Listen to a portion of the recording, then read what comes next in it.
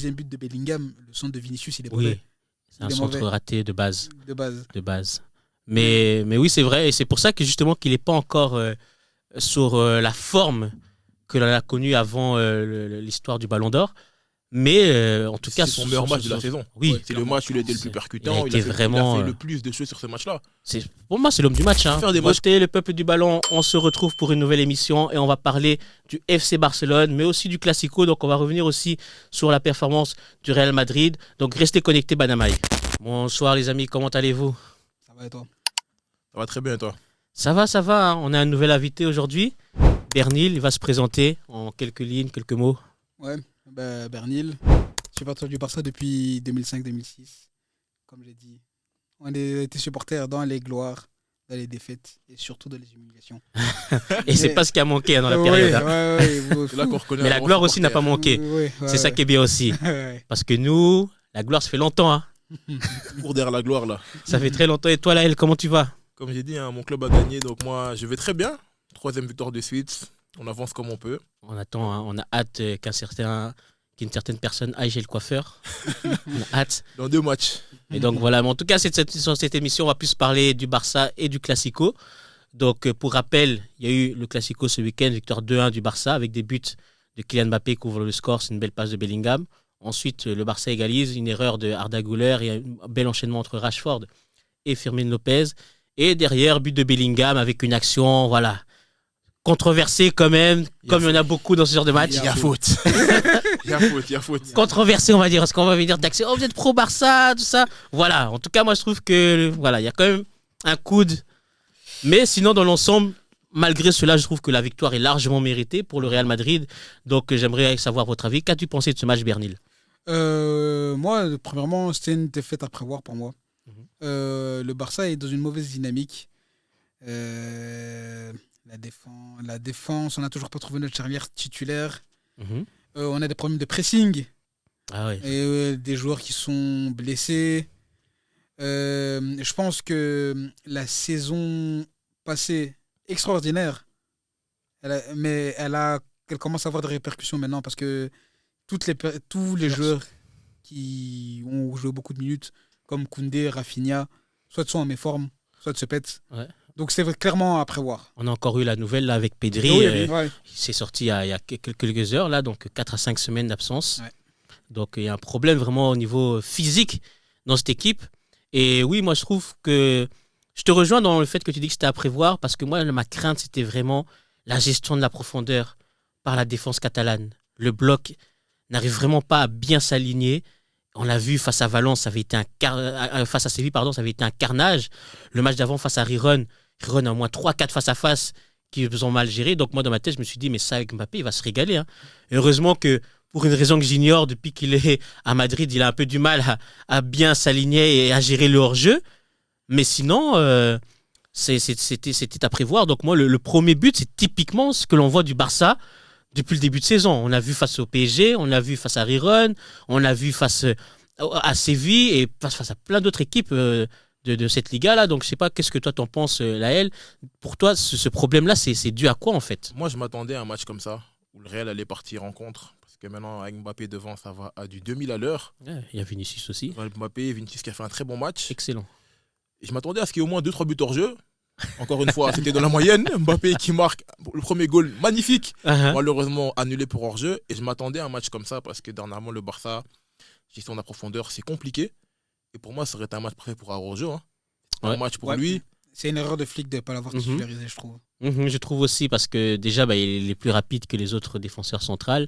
Il est plus robuste aussi. Et moi, je trouve que malgré les défauts qu'on peut lui trouver, il a quand même plus de personnalité, plus de leadership pour se gérer. On sait que dans ce genre de match-là, la personnalité est très importante. Donc peut-être qu'il aurait été plus judicieux de l'aligner. Mais sinon, voilà, il y a quand même pas mal de problèmes dans cette défense. Et je ne sais pas, qu'est-ce que toi t'en penses, Bernil? Pourquoi c'est dû à quoi? Parce que le style de jeu n'a pas changé comparé à la saison dernière. On voyait quelques prémices aussi la saison dernière où de temps en temps, des équipes pouvaient avoir des espaces dans le dos de la défense. On s'est vu notamment lors de la demi-finale face à l'Inter Milan ou même le quart de finale face à Dortmund au retour. Mais de manière générale, surtout en Liga, c'était quelque chose qui était assez bien géré.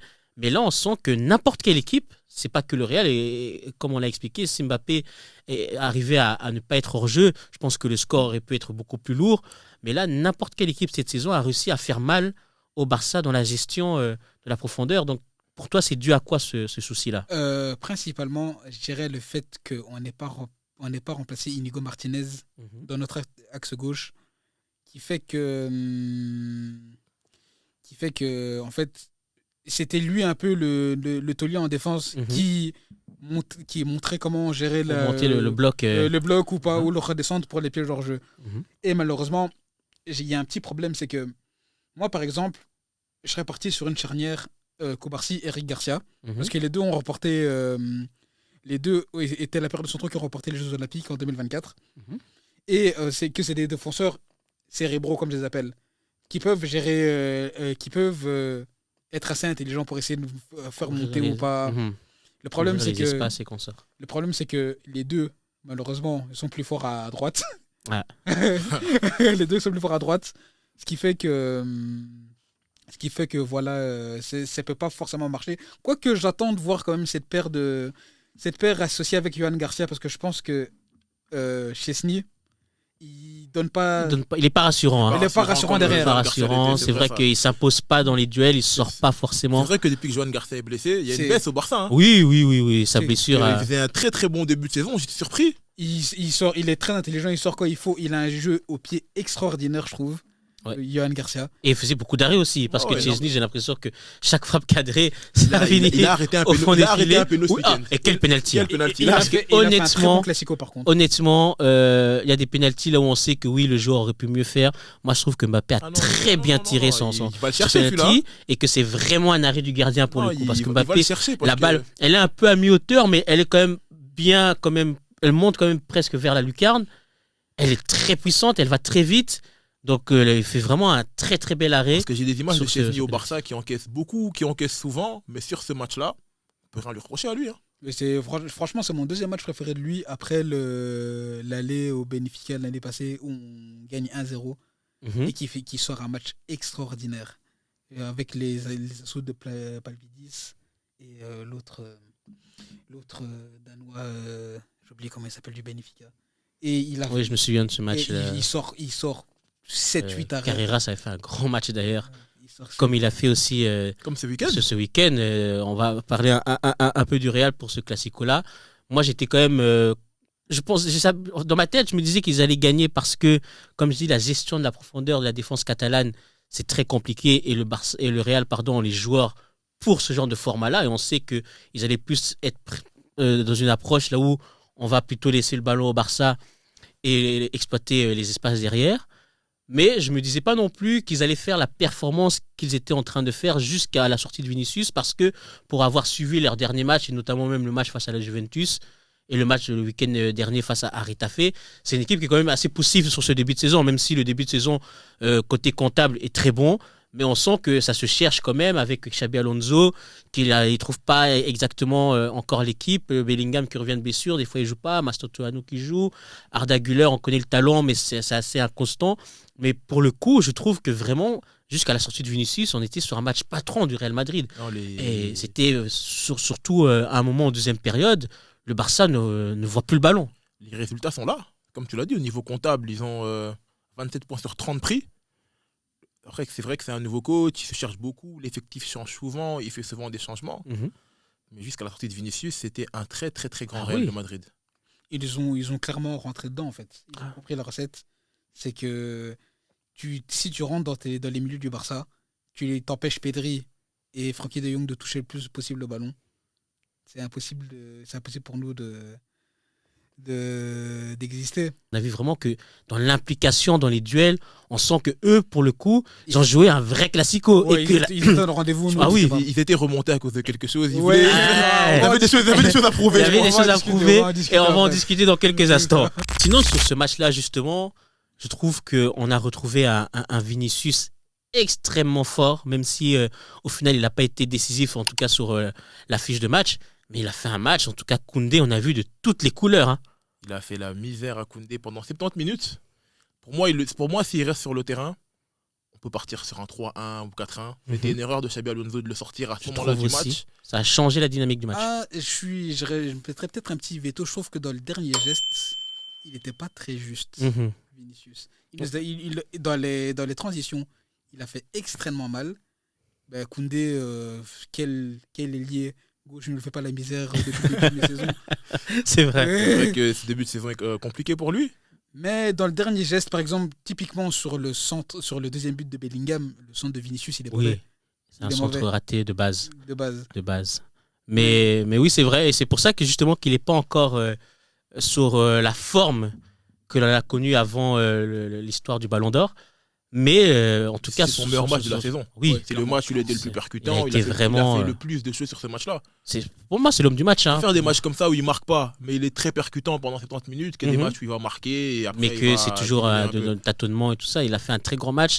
Et je comprends sa frustration à la fin. Après, on connaît le personnage, on sait qu'il est très expressif et que ça peut énerver beaucoup de gens, ce que je peux le comprendre aussi. Je le kiffe par rapport à ça, moi. C'est vraiment du caractère. Ah oui. Non, il ne cache pas ses émotions. Il cache pas ses émotions.